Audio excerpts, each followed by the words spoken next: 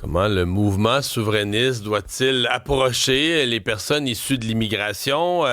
Rapport des Oui Québec en fin de semaine qui a lancé toute une discussion. Il y a des gens au PQ dans l'entourage de Paul Saint-Pierre Plamondon qui n'ont pas aimé le rapport, on s'en doute bien.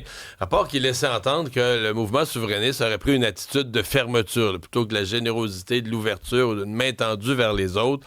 On aurait pris une politique identitaire, mais de fermeture. Et il y a cette réaction qui a quand même fait jaser hier de quelqu'un qui est issu de l'immigration, qui semblait pas du tout d'accord avec la sortie de ce mouvement des Oui Québec. Yegor Komarov, québécois d'origine ukrainienne. Bonjour. Bonjour. D'abord, expliquez-moi votre perception du rapport des Oui Québec. Est-ce que, dans votre esprit, le mouvement souverainiste est fermé? Pas du tout. Moi, ce que je pense, c'est que le mouvement souverainiste, au contraire, c'est un des mouvements les plus ouverts. Puis la société québécoise, en général, c'est une des sociétés les plus ouvertes au monde. Puis je suis pas du tout d'accord avec... je respecte le travail de terrain que les Oui Québec ont fait, mais je suis pas du tout d'accord avec les conclusions qu'ils en ont tirées, comme quoi il y aurait une fermeture du mouvement souverainiste puis de la société québécoise, alors que c'est pas du tout ce que je peux observer dans mon quotidien.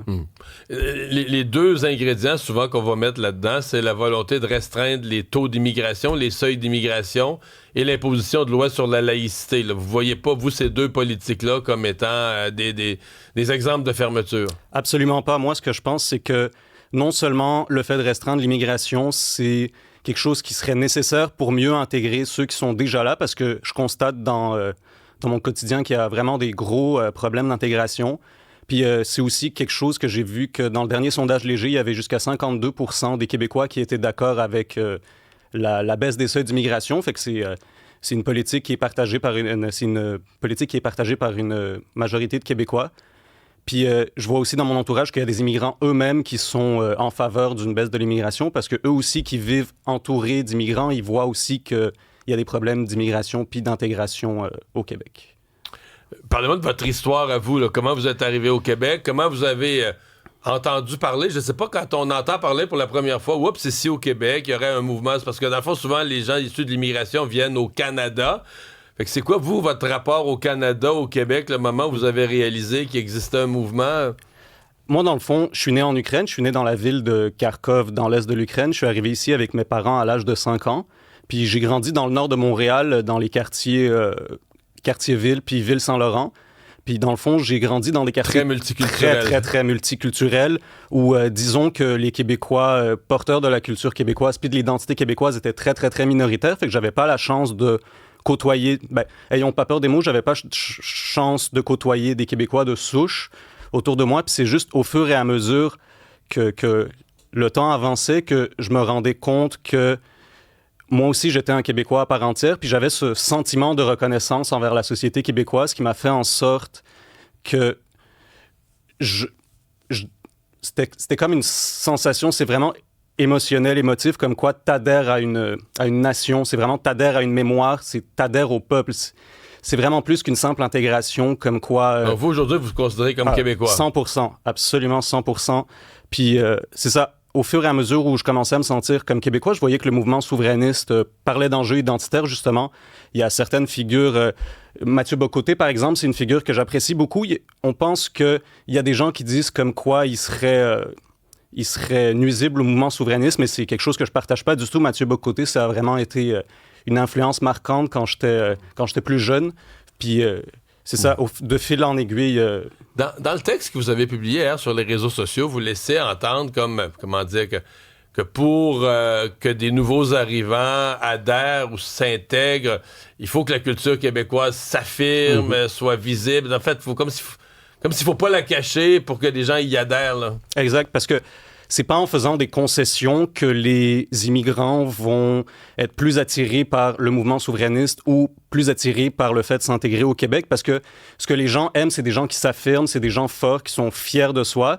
Puis on reproche souvent au mouvement souverainiste, comme les adversaires du mouvement souverainiste le reprocheraient d'être fermés puis d'être identitaires. Mais ce que j'observe aussi dans mon quotidien puis dans mon entourage, c'est que les groupes communautaires qui représentent des communautés culturelles, eux-mêmes sont nationalistes identitaires, mais pour leur groupe. Alors pourquoi, si eux, ils auraient le droit d'être identitaires, pourquoi est-ce que les Québécois n'auraient pas le droit non plus d'être identitaires puis de s'affirmer? Identitaire, ça ne veut pas dire être plié sur soi, ça veut dire s'affirmer, avoir de la fierté, avoir une culture, des valeurs communes qu'on partage, puis par la suite, c'est ainsi que les immigrants s'intègrent à ce socle commun.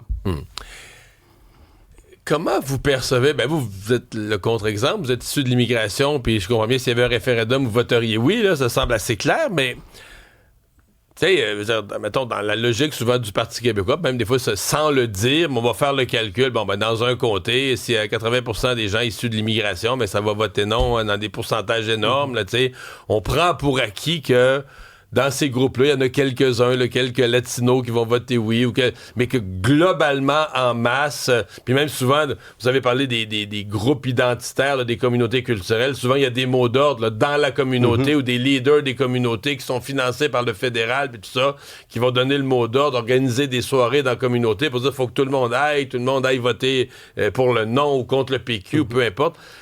Comment vous pensez que ça peut changer? Pensez-vous que c'est faisable? Pensez-vous qu'il est possible qu'à un moment donné, une tranche importante des gens issus de l'immigration, je veux dire, oublions même le oui, le PQ, vote nationaliste en général? C'est intéressant que vous parliez de circonscriptions qui votent à 80-90% pour le non, parce que moi, j'ai déjà été candidat du Bloc en 2021 puis 25 dans la circonscription de Mont-Royal, qui est représentée par Anthony Housefather aujourd'hui. Puis, dans le fond, c'est une circonscription où le Bloc fait en moyenne, disons, 3-4%. Fait que pas un très gros chiffre. Puis pour répondre à votre question, je pense que oui, c'est possible en s'affirmant d'avoir un plus gros segment de la population issue de l'immigration qui voterait nationaliste, mais je pense qu'il y aura toujours des gens qui voudront jamais s'intégrer puis qui s'excluent eux-mêmes. C'est pas parce que la société québécoise ou le mouvement souverainiste serait pas assez ouvert, c'est juste qu'il y a des gens qui s'excluent eux-mêmes parce qu'ils voient le Québec comme étranger, puis ils vont toujours voir le Québec comme étranger, fait que ça sert à rien de se coucher devant eux puis faire des concessions pour tenter d'avoir des gens qui vont jamais nous rejoindre. Yegor Komarov, merci d'avoir été avec nous ce matin. Merci à vous, merci beaucoup. Très intéressant de vous entendre.